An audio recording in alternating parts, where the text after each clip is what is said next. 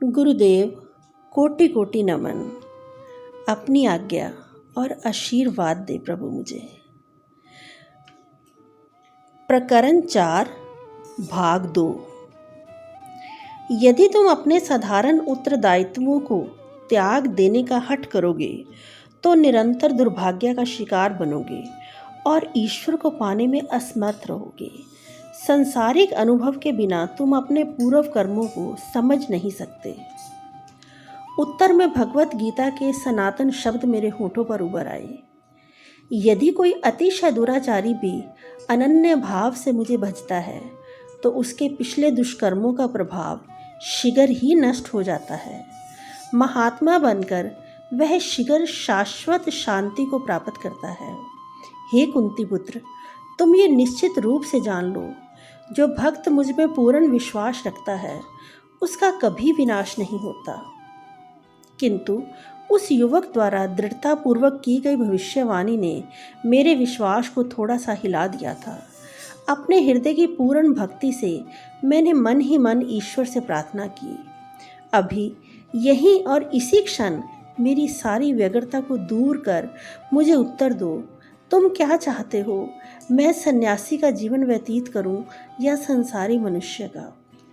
पंडित जी के घर की चार दीवारी के निकट ही बाहर मैंने एक उदात बदन साधु को खड़े देखा। स्पष्टता उन्होंने मेरे और स्वघोषित दिव्य दृष्टा के बीच का वार्तालाप सुन लिया था, क्योंकि उन्होंने अपरिचित होते हुए भी मुझे अपने पास बुलाया।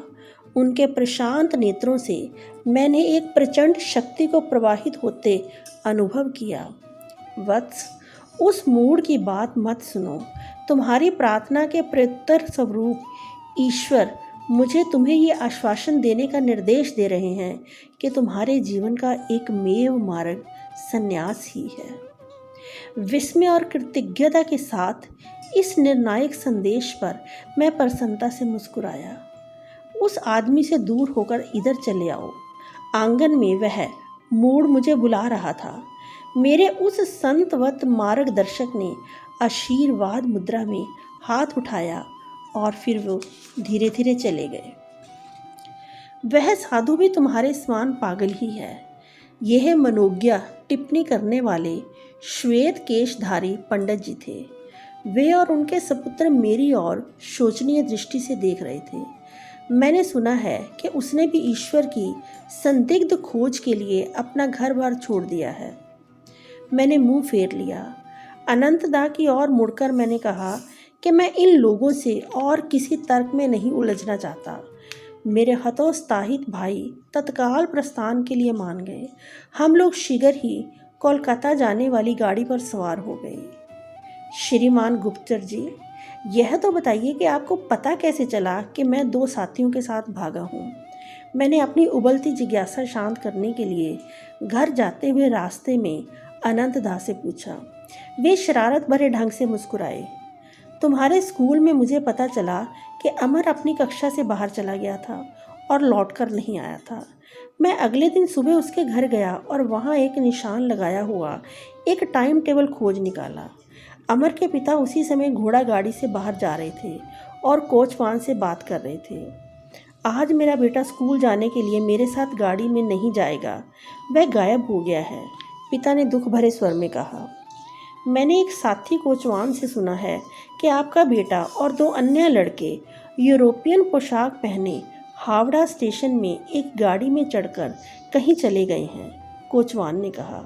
अपने चमड़े के जूते उन्होंने उस कोचवान को दे दिए। इस प्रकार मुझे 3 सूत्र मिल गए: टाइम टेबल, 3 लड़कों की मंडली और अंग्रेजी वेश।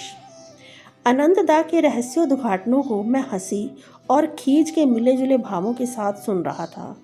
कोचवान के प्रति हमारी उदारता कुछ अपात्र दान ही ठहरी। ये तो स्वाभाविक ही था कि मैंने अमर द्वारा टाइम टेबल में निशान लगाए गए शहरों के रेलवे अधिकारियों को तत्काल तार भेज दिए। उसने बरेली पर भी निशान लगाया था, इसलिए मैंने वहाँ तुम्हारे दोस्त द्वारका को तार भेज दिया था। कोलकाता में अपने पड़ोस में पूछताछ करने पर मुझे पता चला कि हमारे चचेरे भाई जतिनदा एक रात के लिए गायब रहे, पर दूसरे दिन सुबह ही अंग्रेजी वेश में वापिस आ गए थे। मैंने उन्हें खोजा और भोजन पर निमंत्रित किया। उन्होंने मेरे मैत्रीपूर्ण व्यवहार से निशंक होकर निमंत्रण स्वीकार किया। रास्ते में संदेह रहित ढंग से मैं उन्हें एक पुलिस स्टेशन में ले गया। वहाँ उन्हें अनेक पुलिस अधिकारियों ने घेर लिया, जिन्हें मैंने उनकी डरावनी सूरत के कारण पहले से ही चुन रखा था। उनकी भयावह दृष्टि के आगे जतिनदा अपने रहस्यात्मक व्यवहार का स्पष्टीकरण देने के लिए तैयार हो गए। आध्यात्मिक भावना में उत्साह में मैं हिमालय की ओर चल पड़ा। उन्होंने कहा, सिद्ध महात्माओं के दर्शनों के विचार ने मेरे अंतःकरण को प्रेरणा से भर दिया था।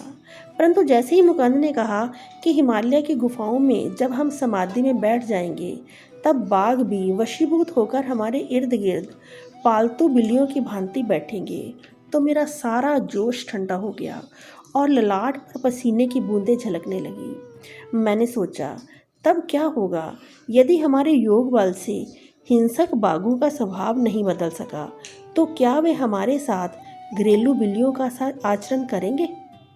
अपने मन चक्षुष में मैंने पहले से ही स्वयं को किसी बाघ के पेट के बलात् अंतर्वासी के रूप में देखा। वह संपूर्ण शरीर के साथ एक ही बार में प्रवेश करके नहीं, बल्कि शरीर के विभिन्न हिस्सों की अनेक किस्तों में। जतिनदा के अदृश्य हो जाने के कारण जो मेरा क्रोध था वह हंसी में बदल गया। उन्होंने मुझे जो संताप दिया था उसका सारा मूल्य रेलगाड़ी में मिले लोट पोट करने वाले स्पष्टीकरण से चुकता हो गया। मुझे स्वीकार करना पड़ेगा कि मुझे इस बात से कुछ संतोष अवश्य हुआ कि जतिनदा भी पुलिस की खातिरदारी से नहीं बचे थे। अनंतदा, आप जन्मजात गुप्तचर हैं। मेरी विनोदपूर्ण दृष्टि पूर्णतः क्रोध रहित नहीं थी, और मैं जतिनदा से कहूँगा कि मुझे खुशी है कि वे विश्वासघात के किसी उद्देश्य से नहीं, जैसा कि प्रतीत होता था, बल्कि केवल आत्मरक्षा की सतर्क सहज प्रवृत्ति से प्रेरित हुए थे। कोलकाता में घर पहुंचने पर पिताजी ने अत्यंत मर्मस्पर्शी ढंग से मुझसे अनुरोध किया कि कम से कम उच्च विद्यालय की पढ़ाई पूरी कर लेने तक मैं अपने घूमते पांवों पर अंकुश लगाऊं। मेरी अनुपस्थिति में उन्होंने एक संतवत महात्मा पंडित स्वामी केवलानंद जी के नियमित हमारे घर आने की व्यवस्था की एक प्रेम पूर्वक योजना बनाई थी। यह ऋषि तुल्य महात्मा तुम्हारे संस्कृत शिक्षक होंगे, पिताजी ने विश्वस्त ढंग से घोषणा की। पिताजी को आशा थी कि वे मेरी आध्यात्मिक पिपासा एक विद्वान दार्शनिक से शिक्षा दिलाकर शांत कर देंगे, परंतु परिणाम रहस्यपूर्ण ढंग से उल्टा हुआ। मेरे नवनियुक्त शिक्षक मुझे शुष्क बौद्धिक ज्ञान देने के बदले मेरी ईश्वराकांक्षा के अंगारों को हवा देने लगे। पिताजी को ये ज्ञात नहीं था कि स्वामी केवलानंद जी लाड़ी महाशय के एक उन्नत शिष्य थे। उस अद्वितीय गुरु के सहस्त्रों शिष्य थे जो उनकी अमोघ दैवी शक्ति के चुंबकीय प्रभाव से अपने आप उनकी ओर आकर्षित हो गए थे। मुझे बाद में ज्ञात हुआ कि लाड़ी महाशय केवलानंद जी को प्रायः ऋषि कहकर संबोधित करते थे। लंबे घुंघराले केश मेरे शिक्षक के सुंदर मुखमंडल की शोभा बढ़ा रहे थे। उनकी काली आंखें शिशु नेत्रों की भांति निश्चल और भोली थी। उनके छरछरे शरीर की सब गतिविधियों में एक प्रशांत गंभीरता थी। सदैव शांत और स्नेहमय केवलानंद जी अनंत ब्रह्म के चैतन्य में दृढ़ता के साथ स्थिर हो गए थे। हम दोनों के सहवास के अनेक अनंतमय प्रहर गहरे क्रिया योग ध्यान में बीतते थे। केवलानंद जी प्राचीन शास्त्रों के सुप्रतिष्ठित पंडित थे। उनके इस अगाध ज्ञान के कारण ही उन्हें शास्त्री महाशय की उपाधि मिली थी, जिसके द्वारा वे प्रायः संबोधित किए जाते थे। परंतु संस्कृत पांडित्य में मेरी प्रगति अनुल्लेखनीय थी। मैं सदा इसी सुयोग की ताक में रहता था कि किस तरह नीरस व्याकरण से जान बचे और योग तथा लाड़ी महाशय की चर्चा हो। मेरे शिक्षक महोदय ने एक दिन लाड़ी महाशय के साथ बिताए गए अपने जीवन के बारे में कुछ बताने का अनुग्रह किया। मुझे 10 वर्ष तक लाड़ी महाशय के पास रहने का दुर्लभ सौभाग्य प्राप्त हुआ था। बनारस में उनका घर मेरा रात्रिकालीन इष्ट तीर्थ स्थान था। नीचे के तल्ले पर सामने वाली छोटी सी बैठक में वे सदा विराजमान रहते थे। लकड़ी की चौकी पर पद्मासन में बैठे हुए वे अपने शिष्यों से एक माला की भांति अर्धवृत्ताकार में घिरे रहते थे। उनकी आंखें चमकती हुई और ईश्वरीय अनंत से नाचती रहती थी। उनकी सदैव अर्धोन्मीलित रहने वाली आंखें भीतर के दूरदर्शी गोलक में सदा शाश्वत अनंत के लोक में झांकती रहती थी। वे कदाचित ही अधिक समय के लिए बोलते थे। यदा कदा उनकी दृष्टि किसी ऐसे शिष्य पर केंद्रित हो जाती जिसे सहायता की आवश्यकता होती थी, तब शांतिप्रद वचन उनके मुख से प्रकाश के हिम प्रताप की भांति झरने लगते। गुरुदेव के एक दृष्टिपात मात्र से मेरे अंदर एक अवर्णनीय शांति खिल उठती थी। मैं उनकी सुगंध से भर जाता था, जैसे वह अनंत के किसी पद्म की सुगंध हो। उनके साथ अनेक दिनों तक एक शब्द भी बोले बिना रहना ऐसा अनुभव था जो मेरे संपूर्ण अस्तित्व को परिवर्तित कर देता था। यदि मेरी एकाग्रता में कोई अदृश्य बाधा आ खड़ी होती तो गुरु के चरणों में ध्यान करने बैठ जाता। वहाँ सबसे सूक्ष्म अवस्थाओं का भी मुझे सहज बोध हो जाता। ऐसी अनुभूतियाँ मुझे निम्नतर कोटि के गुरुओं के सानिध्य में भी नहीं होती थी।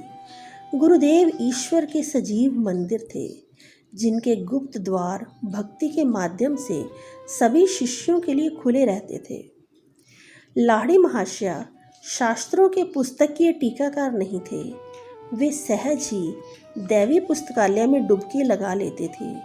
शब्दों का फैन और विचारों की फुहारें उनकी सर्वज्ञता के फवारे से फूट पड़ते थे। वेदों में युगों पहले अस्तमान हुए गहन दर्शनों के विज्ञान के रहस्यों को खोलने का अद्भुत कौशल उन्हें प्राप्त था। प्राचीन शास्त्रों में उल्लिखित चेतना के विविध स्तरों को समझाने का अनुरोध करने पर वे मुस्कुराकर स्वीकार कर लेते थे। मैं अभी उन अवस्थाओं में प्रवेश करता हूँ और अपनी अनुभूतियाँ तुम्हें बताता हूँ। इस प्रकार वे उन गुरुओं से बिल्कुल विपरीत थे जो शास्त्रों को कंठस्थ कर बिना किसी वास्तविक अनुभूति के अपनी कल्पना से ही उनका अर्थ बताते हैं। श्लोकों का अर्थ तुम्हें जिस रूप से समझ आए उसी प्रकार उनकी व्याख्या करो। मितभाषी गुरुदेव प्राय अपने पास बैठे किसी शिष्य को ये निर्देश देते, मैं तुम्हारे विचारों को परिचालित करूँगा ताकि सही अर्थ तुम्हारे मुख से उच्चरित हो। इस प्रकार लाड़ी महाशय की अनेक अनुभूतियों को उनके विभिन्न शिष्यों ने विस्तृत भाष्यों सहित लिपिबद्ध कर लिया। किसी बात पर आंख बंद कर विश्वास कर लेने की सलाह गुरुदेव कभी नहीं देते थे। शब्द खोखले हैं, वे कहते थे। ईश्वर की उपस्थिति के दृढ़ विश्वास को ध्यान में अपने परमानंद में संपर्क से प्राप्त करो। शिष्य की समस्या चाहे जो भी हो, उसके समाधान के लिए गुरुदेव क्रिया योग के अभ्यास का ही परामर्श देते थे। तुम्हारा मार्गदर्शन करने के लिए जब मैं इस शरीर में नहीं रहूँगा, तब भी इस योगिक कुंजी का स्मर्थ्या कम नहीं होगा।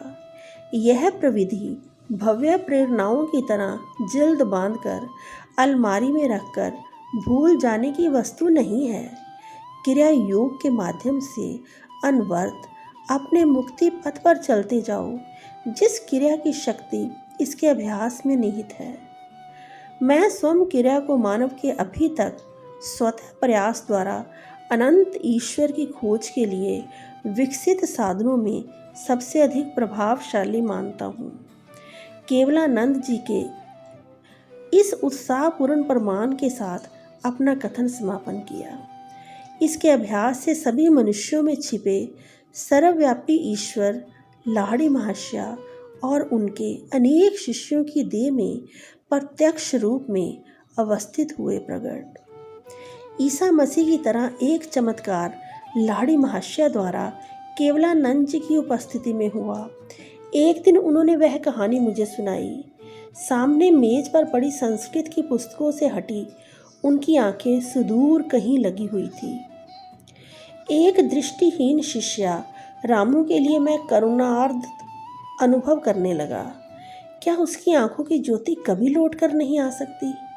जब वह इतनी श्रद्धा एवं निष्ठा के साथ हमारे गुरुदेव की सेवा कर रहा था, जिनमें ईश्वर तत्व अपने पूर्ण तेज के साथ दीप्तिमान था। एक दिन सुबह मैं रामू से बात करना चाह रहा था, परंतु वह शांतिपूर्वक घंटों तक गुरुदेव पर पंखा झलता रहा। अंततः जब वह कमरे से बाहर निकला तो मैं उसके पीछे हो लिया। रामू, तुम कब से अंधे हो? जन्म से ही महाशया। मेरी आंखों को कभी भी सूर्य दर्शन का सौभाग्य प्राप्त नहीं हुआ। हमारे सर्वशक्तिमान गुरु तुम्हारी सहायता कर सकते हैं। एक बार उनसे प्रार्थना तो करो। अगले दिन रामू कुछ संकोच पूर्वक लाड़ी महाशय की सेवा में उपस्थित हुआ, किंतु अपने अतुल आध्यात्मिक ऐश्वर्य में शारीरिक संपदा को जोड़ने का अनुरोध करना उसे लगभग लज्जास्पद लग रहा था। गुरुदेव, ब्रह्मांड को प्रकाश देने वाला ईश्वर आप में विद्यमान है। मैं आपसे प्रार्थना करता हूँ कि उसकी ज्योति मेरी आंखों को भी प्रदान करे, ताकि मैं सूर्य के गौण तेज को देख सकूं। रामू, किसी ने मुझे कठिन परिस्थिति में डालने की योजना बनाई है। मेरे पास किसी को स्वस्थ करने की कोई शक्ति नहीं है। गुरुदेव, आप में विराजमान अनंत ईश्वर निश्चय ही मुझे स्वस्थ कर सकते हैं। यह तो सचमुच अलग बात है। रामू, ईश्वर की कोई सीमा नहीं है। वह जो तारों को चमक देता है और शरीर कोशिकाओं में रहस्य में प्राण शक्ति संचारित करता है, निश्चय ही वह तुम्हारे नेत्रों को भी ज्योति प्रदान कर सकता है। तत्पश्चात गुरुदेव ने रामू के माथे पर दोनों बाहों के बीच में स्पर्श किया। अपने मन को यहाँ केंद्रित रखो और 7 दिनों तक बारंबार राम नाम का जप करो। सूर्य का वैभव तुम्हारे लिए विशेष उषा काल का दृश्य प्रस्तुत करेगा। और 1 सप्ताह में ठीक ऐसा ही हुआ। रामू ने प्रकृति के सुंदर रूप को प्रथम बार देखा। सर्वज्ञ गुरुदेव ने अपने शिष्य को राम नाम जपने का आदेश दिया, क्योंकि राम ही उनके इष्ट देवता थे। रामू के विश्वास ने भक्ति से जोती हुई जमीन का काम किया, जिसमें गुरुदेव का स्थायी रूप से स्वस्थ कर देने वाला शक्तिशाली बीज अंकुरित हो गया। केवलानंद जी ने क्षण भर मौन रहने के बाद गुरु के चरणों में एक और श्रद्धा सुमन अर्पित किया। लाड़ी महाशय ने जितने भी चमत्कार किए, उन सब में एक बात स्पष्ट रूप से पता चलती थी कि उन्होंने अहम तत्व को कभी भी स्वयं को कारण तत्व या कर्ता नहीं मानने दिया। सर्वोच्च रोग निवारक शक्ति अर्थात ईश्वर के प्रति पूर्ण आत्मसमर्पण के कारण गुरुदेव उस शक्ति का अपने में से मुक्त रूप से प्रवाहित होना सुलभ बना देते थे। लाड़ी महाशय ने जिन अनेक शरीरों को चमत्कार पूर्ण ढंग से स्वस्थ किया, उन्हें अंततः चिताग्नि की ज्वालाओं का भक्ष्य बनना ही पड़ा, परंतु उन्होंने लोगों के अंतर में जो आध्यात्मिक जागृति उत्पन्न की, जो ईसा समान शिष्य तैयार किए, वही उनके अजर अमर चमत्कार हैं। मैं संस्कृत का विद्वान कभी नहीं बना। केवलानंद जी ने मुझे उससे भी भव्य दिव्य भाषा पढ़ा दी। गुरुदेव, कोटि कोटि नमन।